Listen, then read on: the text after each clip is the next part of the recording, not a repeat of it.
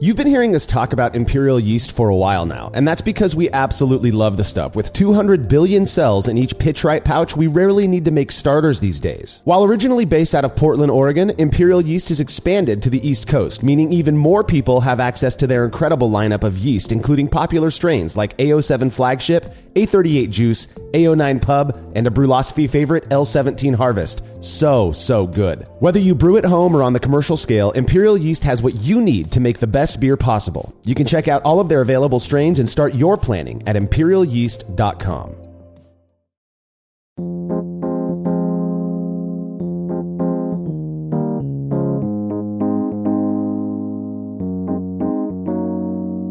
There are likely very few brewers out there who don't view the process of making beers being very interesting, though I'd bet the aspect most view with a sense of awe is fermentation. I mean, come on, you spend a couple hours making sugary wort, tossing some yeast, and then that does the hard work of converting it to beer. It's really awesome. Well, these days it's most common to ferment beer in sealed vessels where airlocks and blow-off tubes are responsible for allowing CO2 to discharge.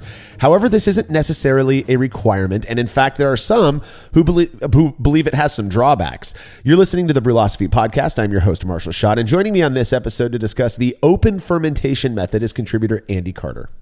You know, in home brewing especially, you try to make analogs to actual pro brewing, right, all the time. You try to be like low oxygen, do good boils, evaporation, all those little things. But, fermentation, you only have so many ways of fermenting in vessels and things like that. And so if you look at professional brewing, it's all sealed, pressure controlled containers, but realistically brewing, that's a microcosm of brewing, right? Most of the time it has been open or under less pressure. So I was really excited to dig into this experiment and see what we found. Yeah, and the time I've been brewing, I've actually performed quite a few open fermentations, though it's not always been totally intentional. Like the time I drank too much on brew day, forgot to replace the foil on my carboy with an airlock, and only realized my mistake when I returned to check the gravity a week later. Following that experience, I was less married to my airlock and ended up trying open fermentation a handful of times. And I really never noticed any negative issues with it, though those were single batches, not comparative experiments.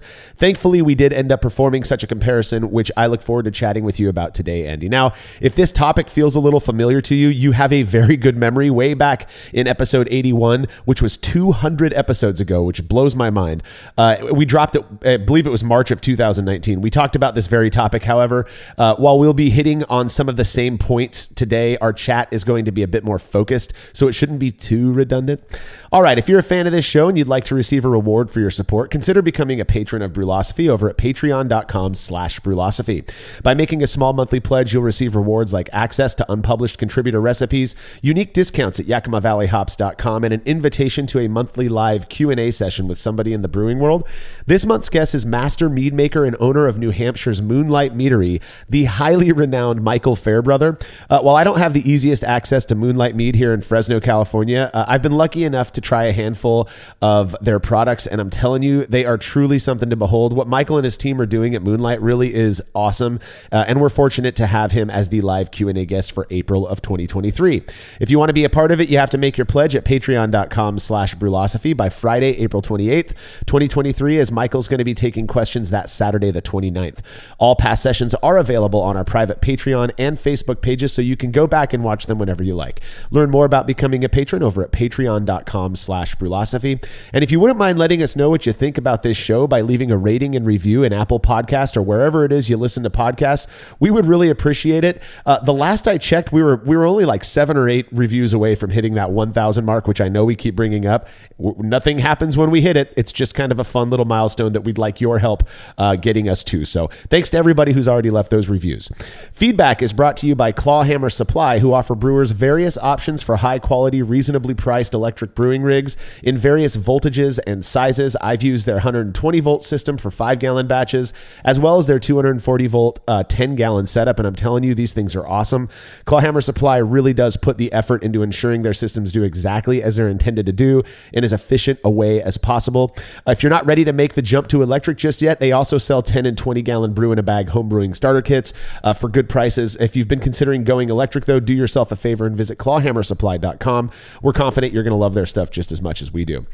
Listener, and I'm gonna butcher this, and I don't mean to. Goran Osterbol from, I believe, Sweden wrote in with feedback on a comment that we made regarding ChatGPT in our last Brew and A episode. He said, while Martin Keen's experiment was really entertaining and felt like magic. Side note here, Martin Keen is the host of the Brewlosophy Show, our YouTube channel, and he did an episode where he brewed a beer that ChatGPT designed for him. So Goran says, while his experiment was really entertaining and felt like magic, I think the takeaway is more of a, quote, your brew will become beer than a case for using ChatGPT to generate recipes of any kind. ChatGPT knows language, not beer. Here's the answer it gave me when asked to generate a poem to make an argument against being used to generate beer recipes. Here we go. ChatGPT is quite the whiz, a language model that's hard to quiz. But when it comes to beer recipes, using it as a guide might not be a breeze. While it has knowledge far and wide, it's not a brewer by anyone's side. Creating beer requires special care, and ChatGPT's suggestions might not be fair. It knows language and can create text, but sometimes its responses can be perplexed. Random suggestions might come to mind, and accuracy might be hard to find. So while ChatGPT can be quite smart, its beer recipe suggestions might not be art. Use its ideas as a starting point. It's true, but take care to verify and validate too.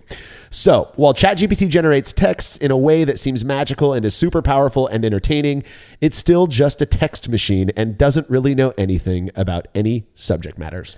I mean, it's quite true that these algorithms, we call them deep learning or machine learning, and this is something I've looked into a little bit at work.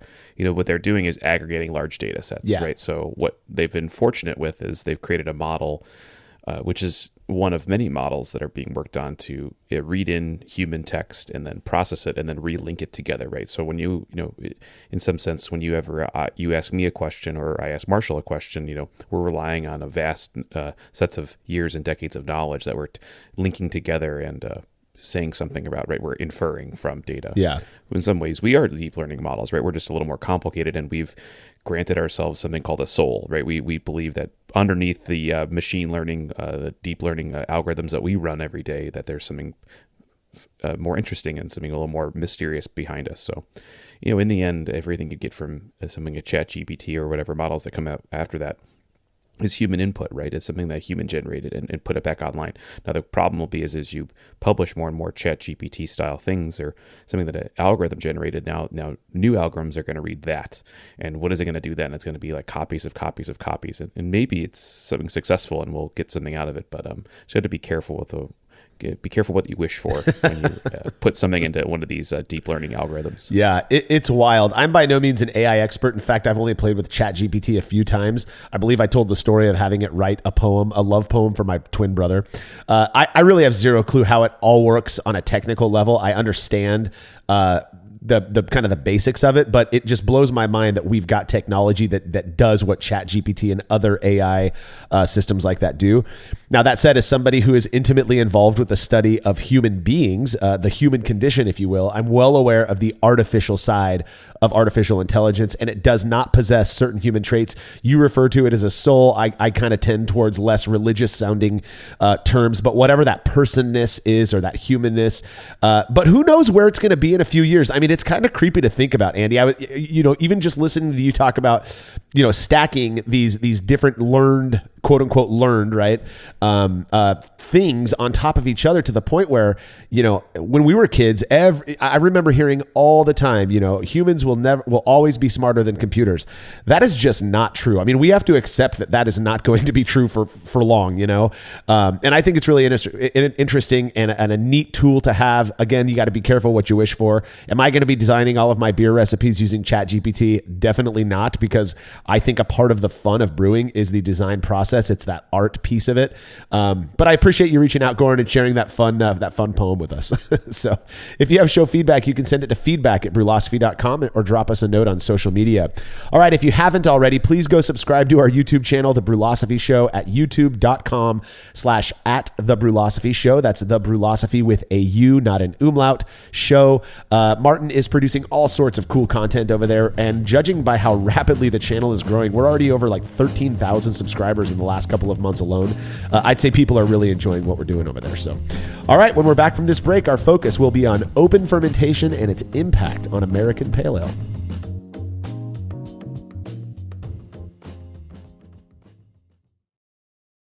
After a long brew day, the last thing I want to do is waste more time chilling wort. I've tried so many different options, and ultimately I settled on the super efficient immersion chillers made by Jaded Brewing. With the King Cobra and Hydra, I'm able to chill my entire batch of wort from boiling to just a few degrees above groundwater temperature in as little as 6 minutes. If an immersion chiller is right for your brewery, then do yourself a favor and check out all of the rad options Jaded Brewing has to offer at jadedbrewing.com. And be sure to let them know Brewlosophy sent you. Have you ever thought about adding a port to your kettle but held off because you didn't feel like drilling into your gear or sending it off to have someone else do it? From the makers of the world's fastest counterflow chiller, the Xchillerator, comes the Hangover, the easiest way to add extra ports to your kettle as well as countless other options. Mount a faucet to your keg for easy portable pouring. Set up the perfect whirlpool arm. Hold a heating element in place. All of this and so much more without permanently modifying your gear. Manufactured right here in the United States, the Hangover offers brewers too many convenient solutions to list here. So head over to xchillerator.com today to see what the Hangover can do for you.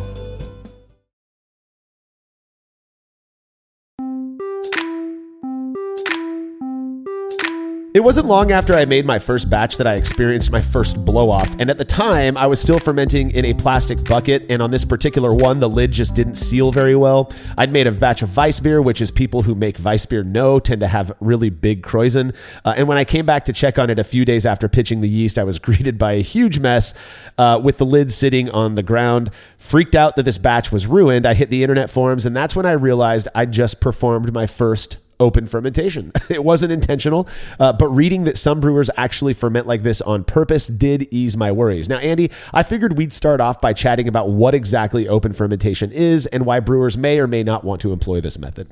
Yeah, so in general, if you start home brewing, you're going to get a bucket these days. Hopefully you spend a little extra money and get something maybe in stainless steel, so you buy it once and that's it. And usually these things seal on the top, right? There's some type of lid, some type of gasket up top, and then there's an airlock. And really, when I think about this, I see that as an opportunity for you to know that the thing is sealed and it's not getting things in from the outside environment, right? Because the fermentation, at least modern fermentation, is you add the yeast in a controlled manner and then ferment in a controlled manner, not a less controlled manner. So, but really this is only recent. So for the better part of history, you kind of had a vessel that had a lid on it, maybe a tarp or something, and not the kind of levels of microbiological stability that we're used to in modern brewing. And then that way you didn't really pressurize it, right? Because even pressurizing vessels, that's only so many hundreds of years old too. So this allows the CO2 to come off of the beer, right? No interesting ways or jury-rig ways of retaining that pressure, right? It's just coming off, and it's at atmosphere, let's just say. So slightly over pressure of atmosphere, right? Because there's some gases generated and stuff, but not really pressurized. This lets the CO2 come off, and usually, if you think about yeast, there's a big Kreuzen up top, especially if it's a little warmer, that Kreuzen is going to come out of there and start overflowing, right? So let everything come off of the beer, not necessarily stay inside that vessel. Yeah, I think about the history of brewing, and, in the grand scheme of things, controlled fermentation is very young. People have been unwittingly, I'll say, fermenting foods, whether that's alcoholic beverages or, sauerkraut type of food, stuff like that, edible stuff, for thousands of years without really understanding.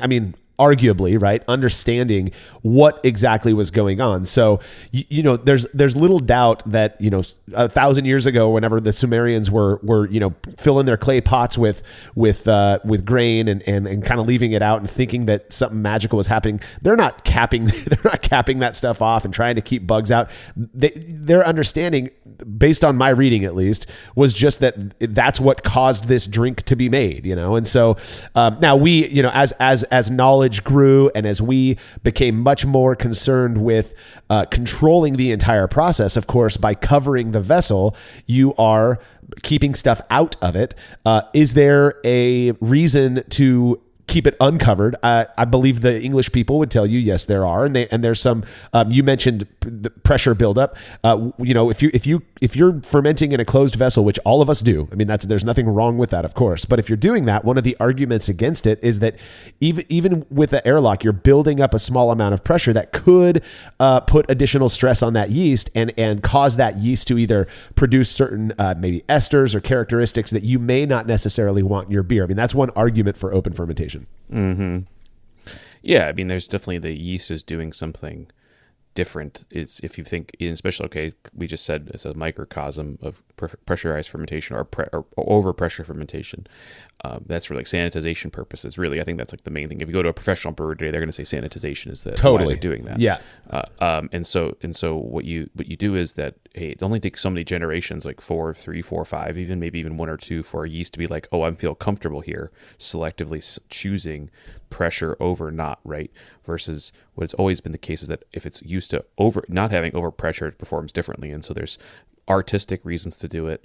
There's a microbiological reason to do it, and I think there's a lot of anecdotal information out there, in the ether about like, oh, don't do that. It's going to do this to your yeast, right? And so but that's also just because if you think about it, hey, I'm doing this for sanitization. Well, they're making yeast the same way, even more stringently, making it sanitized, right? Only that yeast or only specific strains, right? So they're going to use overpressure. They're going to use sealed vessels, right? Not the same way, right?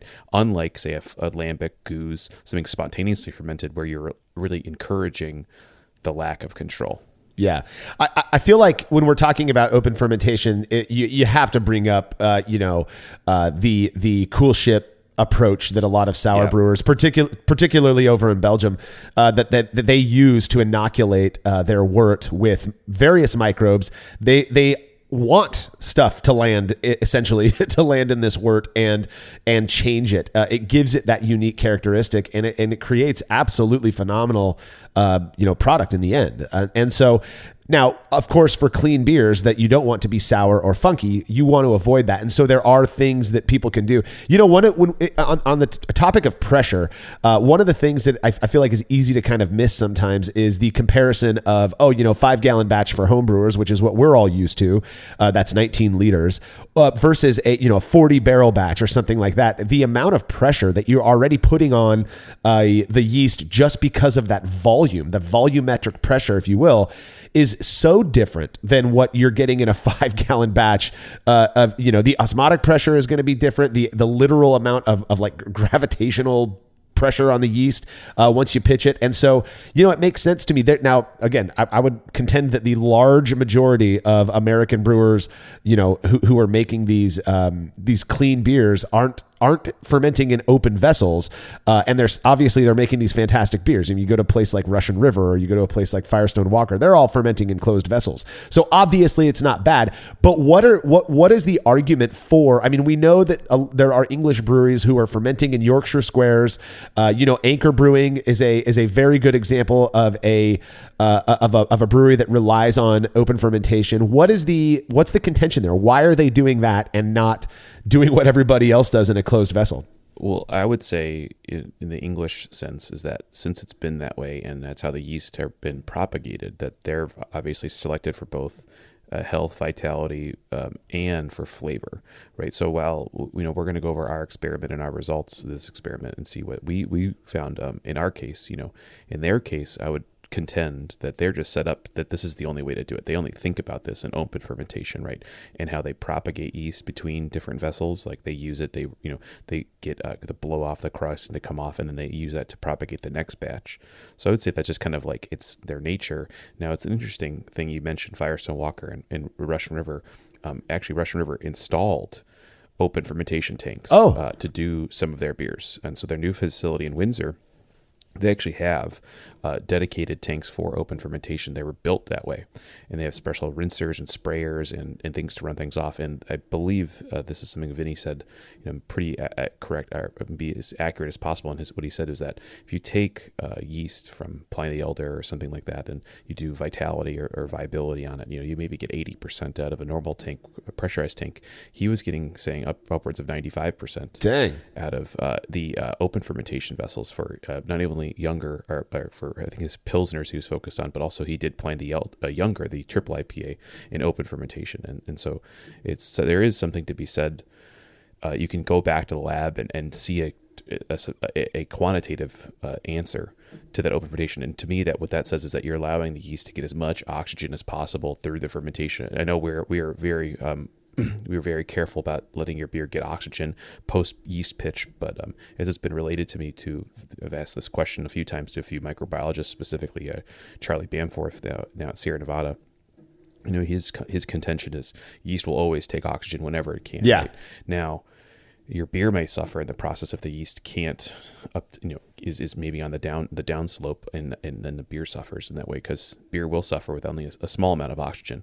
But in general, yeast will prefer to have its oxygen and be in that cycle of consuming oxygen to generate whatever other microbiological components it can. So, I think there's something about history and just the nature of your setup, and there's also potentially serious yeast health benefits. That's so fascinating to me. I hadn't actually heard that about Russian River, but the whole vitality thing being increased, being higher because of in batches that the yeast that was open fermented.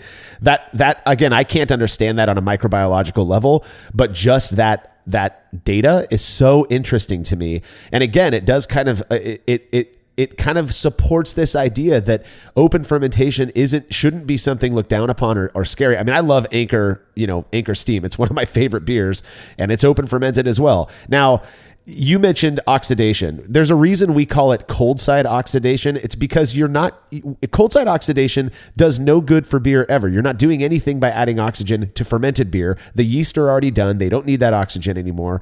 But that you kind of ride that fine line with open fermentation. Like, I don't know. Do you cap it towards the end of fermentation, to make sure that once it's done, it's not exposed to oxygen? I mean, I don't know exactly how people are doing that.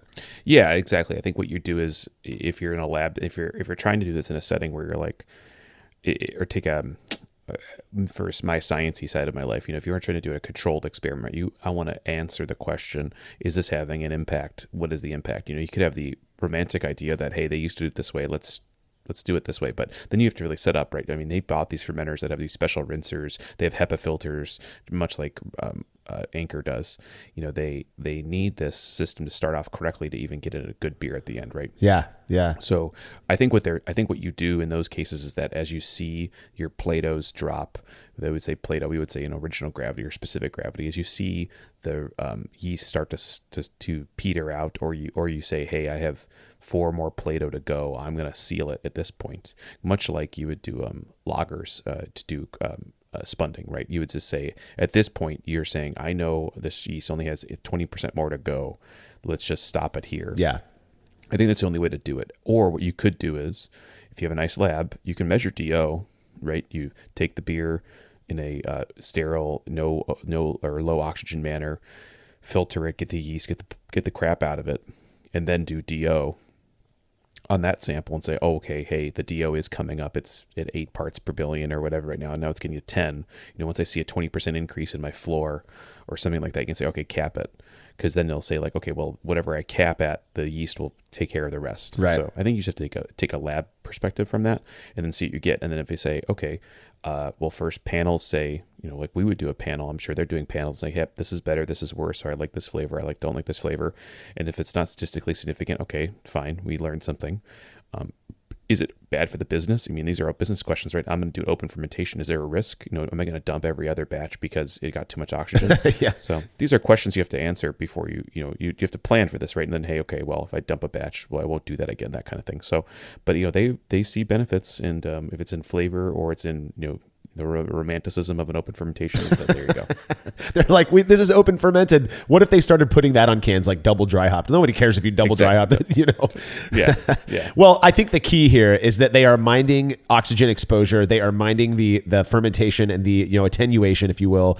Another thing that at least Anchor. I know this because I've watched videos. I have not gone on the Anchor tour yet, but I've watched videos of it, and they actually have like filtration systems to ensure that bugs aren't getting in, that it's pure air, right? At least that's what I saw in this video that I watched.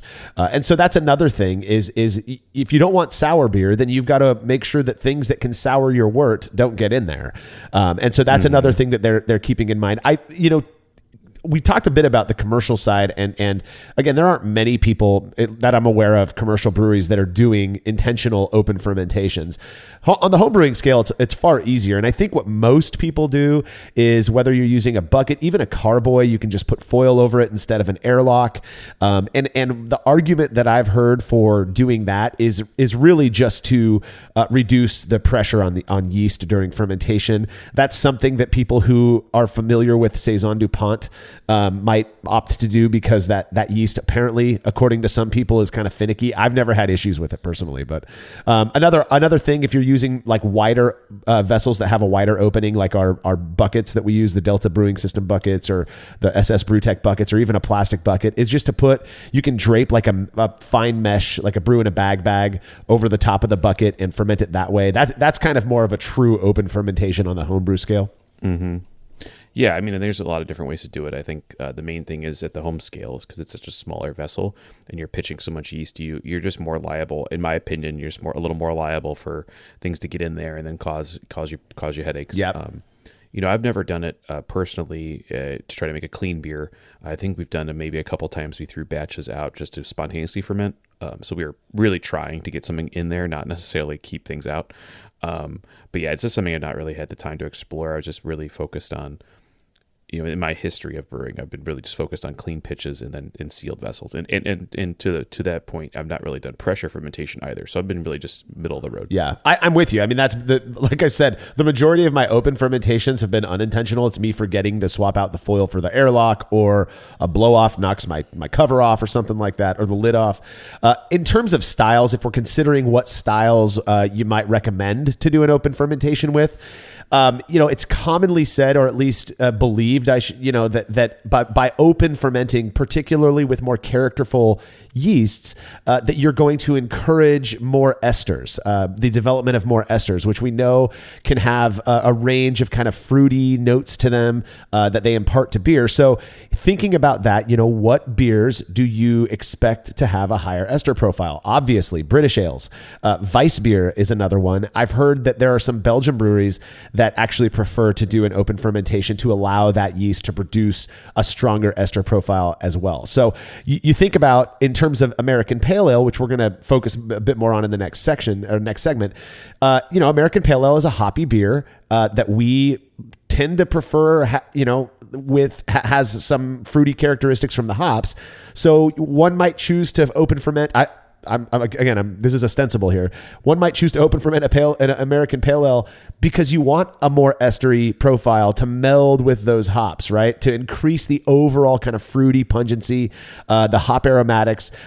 My concern would be, though, and this is something that we've talked about a lot with kegging and blowing off the headspace of the keg, is, are you also, you add your dry hops to an open fermented beer, are you going to off gas some of those hop aromatics? I don't know. Yeah, I think, there's something, it's tricky, because when you add hops, you're trying to add certain chemical compounds that may or may not interact in certain ways with your yeast.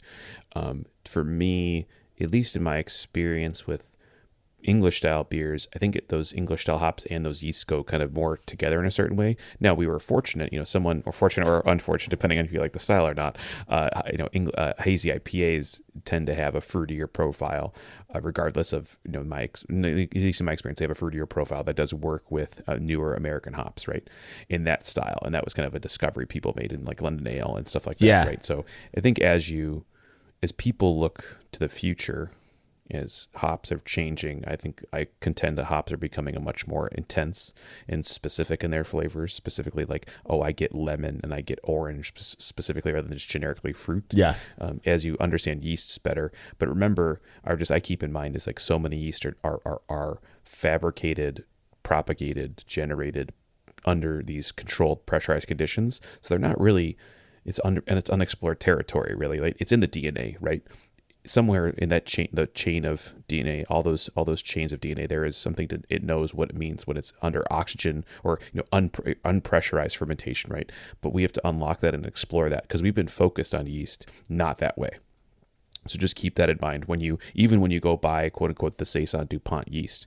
Remember that yeast was made in a way that was probably considering pressure fermentation or pressurized fermentation, not necessarily open fermentation. So you have to kind of make your own house culture, in my opinion, to really accentuate those flavors. Yeah, that's an interesting thought. Well, I've certainly fermented many batches in open or at least not completely sealed vessels, but I never thought to do so with a hoppy ale, in part because of my concern about aromatics off-gassing. I want to keep all that stuff in the beer, as much of it as possible. But I'm also a nut about cold side oxidation, which seems to be more of an issue in hoppy styles as well. When we come back from this break, we're going to be going over an experiment looking at the impact open fermentation has on a hoppy American Pale Ale.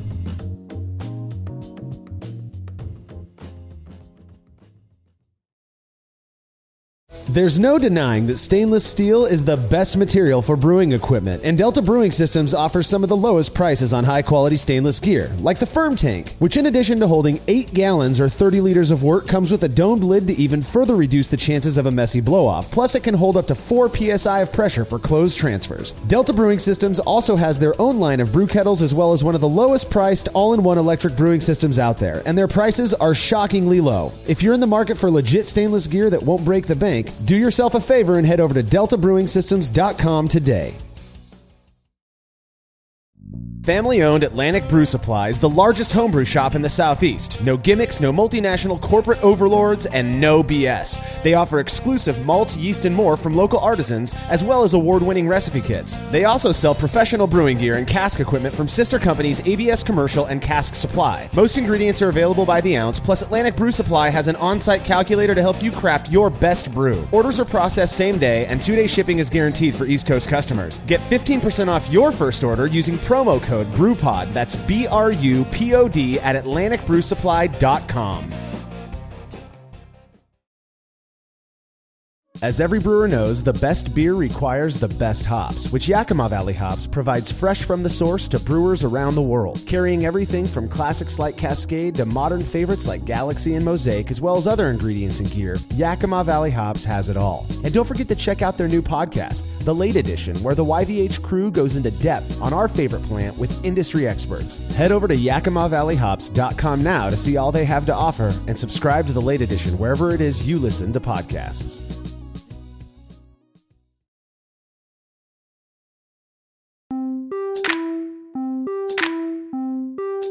Here at Brewlosophy, we sort of pride ourselves on performing the types of experiments others either can't do or just don't want to do because it's a pain in the ass, which usually means brewing 2 separate batches simultaneously. However, we do occasionally focus on post-boil variables that we're interested in or that we think needs more exploration, which is exactly what contributor Paul Amico did when he compared a pale ale that was fermented in an open vessel to one that was fermented in a sealed vessel. Yeah, so in this experiment, we're looking at just American Pale Ale, pretty standard batch here. So single 10-gallon batch of American Pale Ale, 83% pale malt and 17% Vienna malt. I enjoy that kind of nice maltiness to some of these pale ales to fill out the body and the flavor rather than just be a really blank canvas that you're looking for, like in a West Coast IPA. Yeah, I like this. This is the exact ratio that we use or grain bill that we use for the Hop Chronicles, because you could go straight pale malt, but that little dose of Vienna just adds kind of that beery malt character that I like in a pale ale without it being too rich. So I believe what happened here was Paul was intending to do a Hop Chronicles, and then he kind of ditched that idea because we got interested in this topic of open fermentation. So he stuck with a very basic single hop as well, Cascade Lupamax. Go ahead and tell us about the rest of the brewing process.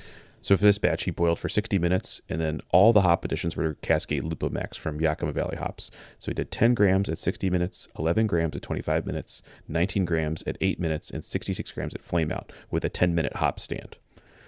Following the hop stand, wort was quickly chilled into it, and then identical volumes were racked into separate sanitized stainless steel buckets for fermentation. So these buckets have a very large opening at the top. I believe it's about 19 inches or 48 centimeters. So this is a true open fermentation on the homebrew scale. I mean, in my opinion, there's a difference. Now, I'm not sure that there would actually be a true difference in pressure or but to oxygen exposure or exposure to the elements, using one of these buckets, which is about the same size as a regular plastic fermentation bucket, is going to expose the top of that beer more so than, say, an open carboy. So I think this was a good choice. Yeah, exactly. I think you're just, you have to work in the systems we have, and what we do in Brewlosophy is work at the homebrew scale, right? These experiments are homebrew scale generated, so we don't have huge, gigantic fermenters to try this, and that'd be more commercial. What are we getting at the homebrew level? Right, exactly. So let's find out. After racking, do an original gravity measurement and got 1054. That would be the same because both batches were boiled at the same time. So each batch got a 1 pouch of Imperial Yeast I-22 or the Capri strain before one was completely sealed with a lid and airlock, right? That'll be a sealed batch. And a sanitized brew in a bag was used for the other one. So one is closed as it would be, as you would use in a fermenter normally, and one is just with a bag on top of it to keep the pressure, keep it open, but still keep stuff out of it. Exactly. I mean, that's the key. We don't want flies and stuff from the garage landing on top of this beer. And so these brew in a bag bags that we've got, the brew bag, it has a very fine mesh that is going to keep mosquitoes or fruit flies or whatever it is off of the beer. Now, I do wonder, I've never measured it. I'm not sure exactly how I would do it with what we've got, what accessible to us in terms of tools or whatever. But I do wonder how much pressure actually it builds up before your airlock bubbles. I would imagine it's only like 1 or 2 PSI max. Yeah. I mean, all you're fighting is atmospheric pressure, right? So it doesn't require much more to get that bubble to pop. And then it's like, that means it's sealed, at least in my mind. I know you go back 10 years and people say, well, if I don't see a bubble, don't worry about it. Okay, fine. But I like to see the bubble. It's a little insurance policy. I know, for everyone at Homebrew Talk. So if you're not seeing bubbles, that means you don't got a good seal somewhere else. Somewhere else, exactly. That is like normal physics. If your airlock's not bubbling, you're releasing gas somewhere else in your fermenter. So. Yeah. So another day to talk for another time. Anyways, beers were left to ferment 70 degrees Fahrenheit or 21 degrees Celsius for 6 days before a Cascade dry hop of 112 grams of Lupomax Cascade. Fermentation activity was absent in both beers a week later, so he did a hydrometer measurement, and the sealed one was at 1014 versus open was at 1018. So our first little bit of objective quantitative differences between the two batches. I don't get it. I would have expected the opposite there. I remember when Paul was telling me about this, and he was like, hold on a second, dude. Isn't it supposed to be like better attenuation without any pressure? What's going on? I can't explain this. The open fermented beer was 4 specific gravity points, a whole degree Plato higher than the sealed one, which was at the final gravity that we expect for this type of a beer, because we make a lot of these Hop Chronicles beers. That's typically what we're getting is 1008 to 1014. This open fermented one was 1018. That makes no sense to me. Yeah, I mean, all I can say, other than measurement error, whatever, like that's a big number, right? I would take a couple points as a measurement error, like 4 a full Plato's off a lot. Yeah, I would say the only thing I could come up with, honestly, just going to go back to what I said earlier, like this yeast has been cultivated and made to be in a pressure fermentation, and if it doesn't have it right now, this generation is not used to it. But I would bet it's worth looking at is to look at the multi-generationality of the yeast, is to say, okay, keep doing open fermentation on this. Does it come back down? Does it go somewhere else? Yeah. Or does it always stay there? Right. That's really the question I would ask. Yeah. And I think it's, it's no small thing that he used I-22 Capri, which is a proprietary yeast strain that was made by, it's a part of their Imperialis line. That's the I and I-22 that they created by basically mating juice, which is the London Ale 3 strain, and I think it's Voss, so a Kveik strain. So they've got it. Not only like this isn't a yeast focused episode, but I do think it's kind of interesting that maybe in that process, the newness, the novelty of this yeast, it's still kind of, and I put this in air quotes, figuring out how to operate in these different environments. Who knows? Exactly. Yeah. Exactly. I mean, I know from friends that do professional brewing, like London Ale 3, it takes generations for it to acclimate, right? So, it's just an observation.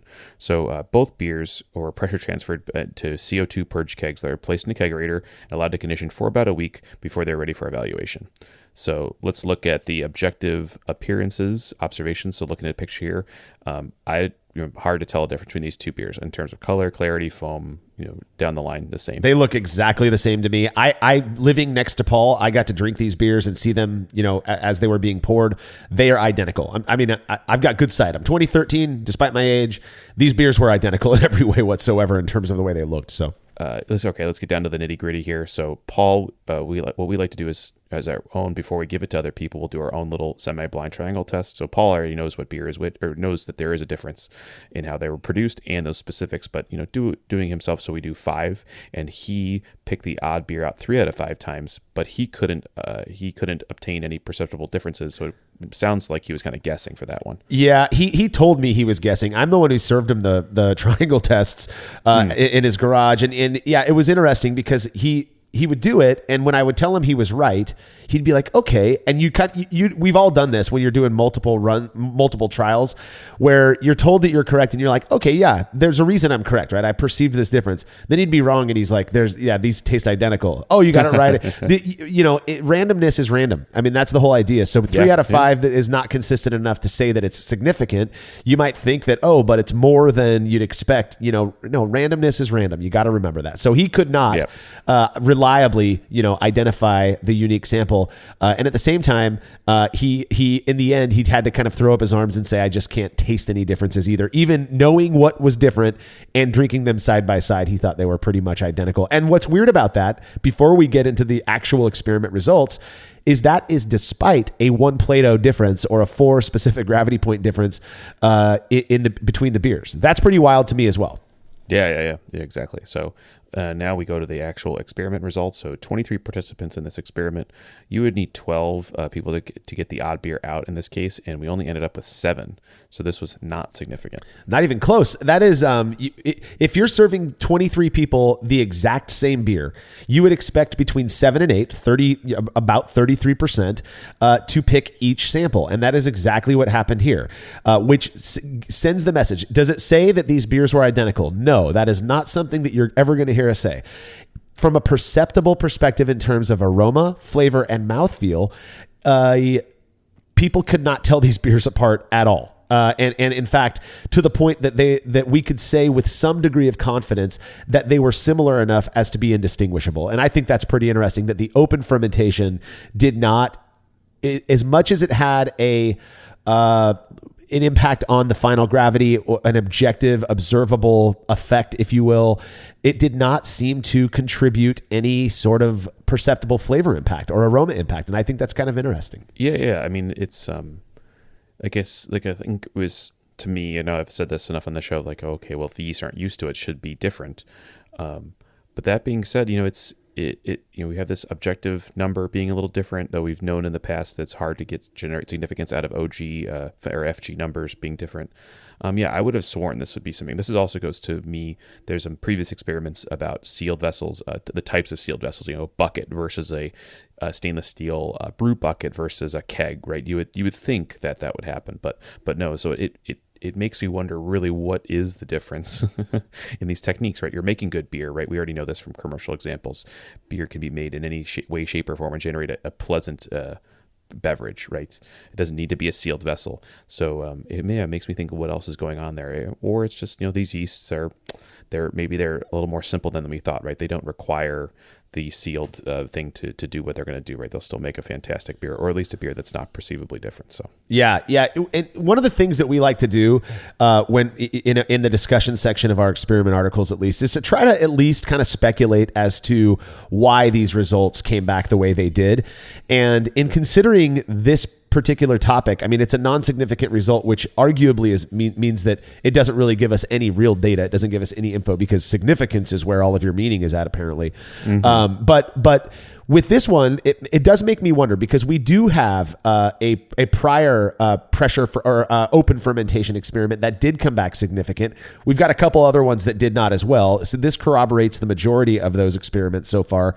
But it does make me wonder if perhaps the characterfulness of the yeast is at play here, right? I-22 Capri is a kind of a new strain that's not too much isn't known about it on an anecdotal level, because it's just so new. It hasn't been used as much as, say, something like Chico or Pub, fuller strain, which we know is characterful. So maybe, if the yeast was different, if we had used a more notably ester-driven yeast strain, that we would have seen a bigger difference in the way these beers tasted. I don't know. Another one, I believe we did an experiment on Czech Pale Lager or something like that, open fermentation, that came back not significant. You're using a very clean lager yeast. If open fermentation is supposed to accentuate or encourage the development of esters, then of course it makes sense that you're not going to see that, in a beer that's fermented with a notably clean yeast strain. Yeah, it's quite fascinating, and honestly, it'd be something to look in further. Just because, first, it's like so from a scientist perspective, not seeing something change, right, is data in some sense, right? That is an answer coming back. But what can we do to make it change without going so crazy as to edit it so that's not even beer anymore, right? Oh, of course I can tell a difference because it's just so different. It's just so different maybe not in a pleasurable way either. So yeah, I mean, I would have to examine temperature. I would say like looking at pitch rate and then temperature, fermentation. Those are the two things I would look at after this to see what we could generate out of this. Yeah, I want to see where my interest is at is, if we were to open ferment a really ester driven beer like a Weiss beer or something and compare that next to one that's closed fermented or even fermented under pressure. I mean, that's the thing. We've got a big thing in brewing right now, particularly when it comes to lagers. And I don't understand why people think that fermenting a lager at 5-gallon batches under pressure is going to have any difference. It's like, that's what allows you to ferment warm. Okay, whatever. But it is interesting because there's this continuum of pressure now. You've got open fermentation, no pressure whatsoever, or whatever pressure is environmental, right, is in the atmosphere. You've got your regular sealed vessel with an airlock or blow-off tube, small amount of pressure. You've got 12 to 15 PSI pressure. And all of those, there are people out there who swear it has a perceptible impact on beer. Is that a function of the yeast? Is that a function of the style? Who knows? But I do think it opens up a lot of room for exploration. That is really interesting stuff. Absolutely. All right. Well, we got a couple of comments we're going to get to on this experiment. The first one comes from Joe, who says, I wonder if the lower apparent attenuation of the open fermented batch might be attributable to the, quote, apparent part of the descriptor. By leaving the fermenter wide open to the air, you're obviously allowing the beer to be exposed to more oxygen. With that oxygen, the yeast, subject to the impact of the Crabtree effect, could fully digest a larger portion of the sugars completely down to CO2, rather than leaving residual chunks of those sugars in solution as ethanol. If this is what really happened in the fermenter, then the yeast would have consumed the same amount of sugar and thus had the same true attenuation, but by leaving slightly less low-density ethanol in solution, it would result in a higher finishing gravity. I just want to say that we've got some really smart people who read our stuff. So I would have never thought of that at all. It's very insightful. Yeah. It kind of makes sense, right? The way Joe describes it, I don't know. It seems like that may be it, which would also explain why the beers you don't taste that difference in FG, basically. Yeah, it's just a little bit of, maybe. Yeah, no, I have to think about that a little more. I'm not have a good answer. I'm stumped. Yeah, you're making us think too hard over here, Joe. But I think it's a valid hypothesis that could be. I do wonder, if other people have observed this with open fermentation, that they're actually getting what appears to be lower apparent attenuation, but because of ostensibly because of this thing that Joe's talking about. It's kind of curious. So thanks for the comment there, Joe. Final comment comes from Robert Brooks, who says, I started open fermenting my German Hefeweizens in a 15-gallon Sterilite container from Walmart. By far the best Hefes I've ever brewed. Yeah, I think those are, it's something like you said earlier about like Weiss beer, like I think because of the yeast, like the strain generation of, esters or phenols or whatever, not necessarily that it's going to be different. As I think it would, I guess I'm hoping it would be. We want to see where it would actually change, but specifically the, do you like it more? That's really the question, right? Yeah. Do you like the beer more? That's really what you should be answering. Well, that's key. There's so many things that we've tested where, how many times have you gone to a brewing forum, whether that's Reddit or Homebrew Talk or Facebook or whatever, and somebody's like, well, you got to do it this way because that makes better beer. I'm like, well, who are you to define what I find to be, better beer? I might like something you don't like as much. And that level of kind of absoluteness is pretty, runs rampant in this old hobby here. But that is the final comment. Do you have any other comments you'd like to make before we wrap this one up, Andy? No, this was good. I think it was good it's a good thing to see more data. Like I said, maybe not significant, but interesting enough. And yeah, we'll want to explore this further. Different yeast strains, different techniques, different fermentations. I think it's all really interesting. Yeah, absolutely. And this is a great, I think, variable for people in the brew club. If you want to have your experiment published on brewlosophy.com, go check out the Brew Club at thebrewclub.com, and they have a project, the Brew Club Experiment Series, where you can do just that. You design an experiment, you perform it, you take all your picks, you do data collection that we help you out with, and then we'll share your results with all of our followers. So, all right, well, don't forget to subscribe to the Brew Lab podcast, where Brewlosophy's Cade Job takes you into the lab with real brewing scientists to discuss the fascinating research they've done on our favorite beverage. And as always, you can read more about the experiment we discussed today by clicking the link to the article on brewlosophy.com in the description of this episode. The Brewlosophy podcast is made possible by the generous support of our sponsors, as well as all of our rad listeners. We seriously could not do this without you. Cheers to everyone who has subscribed and left a review of our show. It makes a huge difference. If you haven't yet, please consider doing so. Head over to brewlosophy.com/support to view a list of ways you can easily help us to continue producing this podcast. If you want a reward for your support, visit patreon.com/brewlosophy. Thanks again for listening. We'll be back next week with another episode of the Brewlosophy podcast. Until then, think beer. Start off the morning with some hot tea, lemon and honey, cause it soothes my throat. Put some herb in the bowl, yeah, it's homegrown. Ain't gotta go through the